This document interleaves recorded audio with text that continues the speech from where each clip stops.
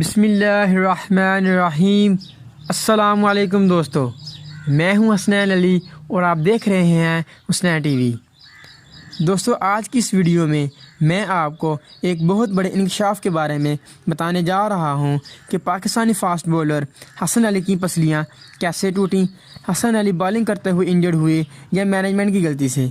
جاننے کے لیے ویڈیو کو آخر تک ضرور دیکھیں۔ دوستو، اگر آپ نے ابھی تک حسنین ٹی وی کو سبسکرائب نہیں کیا تو چینل کو سبسکرائب کر دیں اور بیل آئیکن پر ضرور کلک کریں تاکہ ہر نئی آنے والی انفارمیٹیو ویڈیوز آپ تک بآسانی پہنچ سکے۔ Pakistani fast bowler Hasan Ali bowling کرتے ہوئے انجرڈ نہیں ہوئے بلکہ مینجمنٹ کی غلطی سے انجرڈ ہوئے۔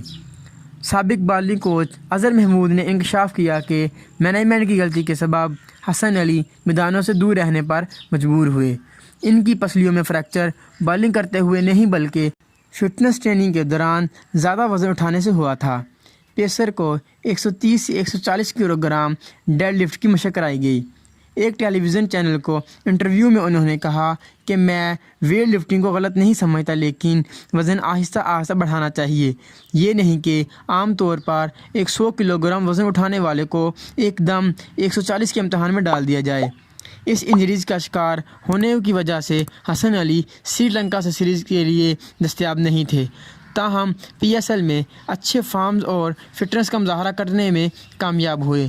اظہر محمود نے کہا کہ چیمپئن ٹرافی میں پاکستانی ٹیم ابتدا میں وکٹیں حاصل کرتی، درمیانی اوورز میں حسن علی اور شاداب خان زیادہ مشکلات پیدا کر دیتے۔